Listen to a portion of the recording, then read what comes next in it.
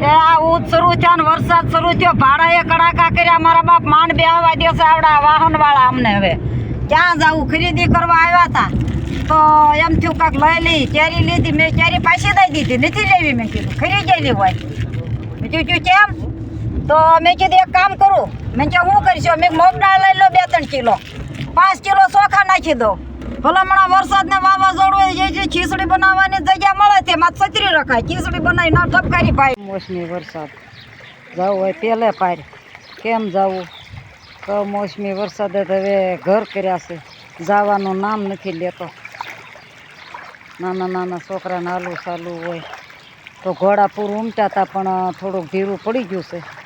ને મને એમ થયું કે હાલો માતાજીનો પાદર બાજુ જઈએ તો પાણી પણ નિહાળીએ. અને છોકરા જોઈને આવ્યા હતા કે બહુ પૂર આવ્યું છે, પણ પાણી હળવું પડી ગયું છે. પણ સરસ મજાનો અમારે એક પતાળીઓ ટાંકો થશે. ક્યારની જવું થઈ રહી હતી, તો હવે આજ નિહાળીએ. એક અહીંયા આપાની ડેરી છે, જૂની આઈડી અનાઈડીથી. કે પતાળીઓ કૂવો છે અને મારે સરસ મજાનો ટાંકો થયો છે, જબરો. તો કમોસમી વરસાદે તો બહુ બધાયનું નુકસાન કર્યું છે, પણ આ તો કુદરતી ખેલ છે બધાય. સરસ મજાના મારા ટાંકો થયો દેવડી ગામે. સરસ મજાના વૃક્ષ છે, આવા જબરા આવા વડલા છે. અને આ પાણી અત્યારે હાલ્યું જાય છે. અને અમારે પાદર કાંઈ ઘટે નહીં. આવો જબરો એક મોટો ટાંકો બન્યો છે, અને આ પતાળીઓ એક ટાંકો બન્યો છે. અને આપાની ડેરી છે સરસ મજાની. તો મને એમ થયું કે હાલો જાય, બધાય જાય છે તો આપણે જઈએ પાણી નિહાળવા. તો દેવડી ગામે ઘોડાપુર ઉમટ્યા, તો હાલો જઈએ જોવા. જો આ બાજુ પ્લોટ વિસ્તારની નદી છે, એ પણ પાણી હાલ્યું જાય છે. અને આ બાજુ જો ઢોરને પાદર નીણ ખવડાવવામાં આવે છે. કારણ કે આ વરસાદ તો બધાને નડે. કમોસમી વરસાદ ખેતીવાડીમાં નુકસાન કર્યા છે, અઢળક નુકસાન કર્યા છે માણસોના. પણ બધું શું કરવાનું? આ તો કુદરતી નિયમ છે. અને આ જો માતાજીનું સરસ મજાનું આ જાનબાઈમાંનો નેહડો. તો એક દિવસ પાદરવાળા એટલે પોરહાવાળાનું પાદર કહેવાય ગયું, એમાં મારા જાનબાઈમાંનું પાદર કહેવાય છે. તો માતાજીના પાદરમાં સરસ મજાના વૃક્ષો છે, નવા ટાંકા છે, બધી વગેરે સગવડતા છે. ને આ ગેટ છે, મેન ગેટ છે, જૂનો ટાંકો નવો ટાંકો આમ સણાણો છે. અને મંદિર માથે સરસ મજાની વાયની મંદિર માથે સરસ મજાનું આપણે શું કહેવાય કે ઘુમર મૂકી દીધેલો છે.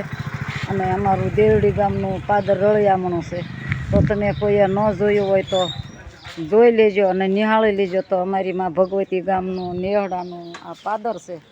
તો આપણે મેન બજાર આવી ગયા છે, ગઢવાળી શેરીના માતાજીનો જૂનો માતાજીનો જે ઓરડો છે એ શેરીમાં આવી ગયા છે. તો આપણે હમણાં થોડી વાર પહેલાં માતાજીના મંદિરે પાદરે હતા, અને ઘેઘુર માતાજીના મંદિરે વડલા પીપળા અને ઝાડવા સરસ મજાના જોયા, હોડવાયુવાળા. તો અત્યારે મેન બજારે આવી ગયા છે દેવડી ગામમાં. તો દેવડી ગામમાં સુમકાર બરોબર વાતાવરણ વરસાદી છે, એટલે હાલમાં કોઈ છોકરા કે એવું કાંઈ બહાર નથી દેખાતું. તો જય માતાજી. તો સરસ મજાની દેવડી ગામની બજાર. અને આ મારું હાહરું દેવડી ગામે સોલંકી હંસાબેનનું હાહરું. વાહ મોજ વાહ, આથી હાહરું બીજે ક્યાં મળે? માતાજીનો આશીર્વાદ, માતાજીને ખોળે હસતા રમતા સરસ મજાનું. તો આ પાછું વચ્ચે એક મોગલમાંનો ઓરડો આવ્યો સરસ મજાનો. તો આપણે માતાજીના થોડાક દર્શન કરી લઈએ અને 5 મિનિટ વિહામો ખાઈ લઈએ. તો મોગલમાંનો ઓરડો વચ્ચે આવે, રેશન કાર્ડની દુકાનની બાજુમાં. તો ક્યાં જાવ છો? હું નથી જોતા? લુગડાનો કોથળો ભર્યો મળવા જાવ છું. આ સોમાહાનો આમાં ક્યાં રહેવાય એવું નથી. ઊભી બજારે પાણી લપટીને પડ્યા હોય, ગુડા ભાંગી જાય બાપા. તે હું ક્યાં જાઉં છું કહું? મળવા જાઉં છું હાલીને. અત્યારે સોયની બસ મળે તો ભલે, નકર હળવું હાલ્યા જાઉં. 2 દીએ પગશું. વાટમાં 2-3 ગામ આડા આવે, હિરાણું આવે, બરવાળું આવે, લીંબડિયું આવે. તો રાત રહેતા જઈશું ને હાલ્યા જઈશું. એ બધું તો મારે બધું પીર બાજુનું રહ્યું, એટલે મને બધા ઓળખતા હોય. અને ગાંડાને કોણ ન ઓળખે? બગલ ઠેલો ન હોય તો કાંઈ નહીં. કોથળો ભરી દઈને માંદે પ્લાસ્ટિકની લુગડાની આખી 1 મહિને આવું પાછી. તો હાલો જાય. શું નિશાળની હાલત ખરાબ થઈ ગઈ. વરસાદે તો ભારે કરી મારી નિશાળમાં. આમ તો જો બધું આડું નવળું ઉડી ગયું ને વેલ્યું હેઠિયું પડી ગયું ને હવે આમાં તો એકલા ગમે નહીં બાળકો હોય ને આનું હર્યું ભર્યું લાગે.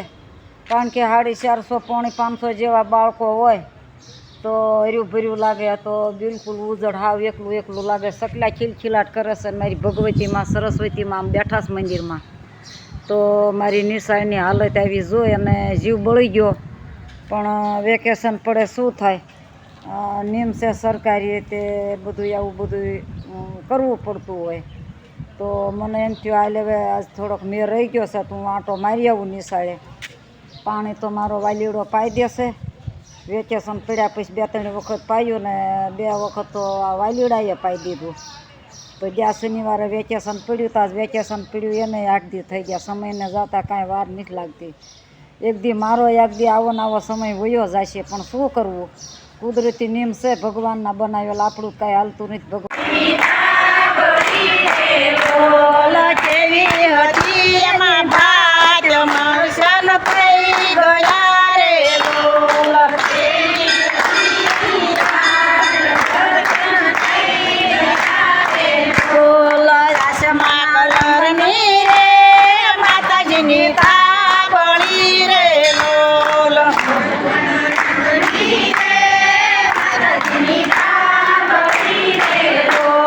કસુમલ રંગની ગોર દર્શન થઈ ગયા રે બોલ.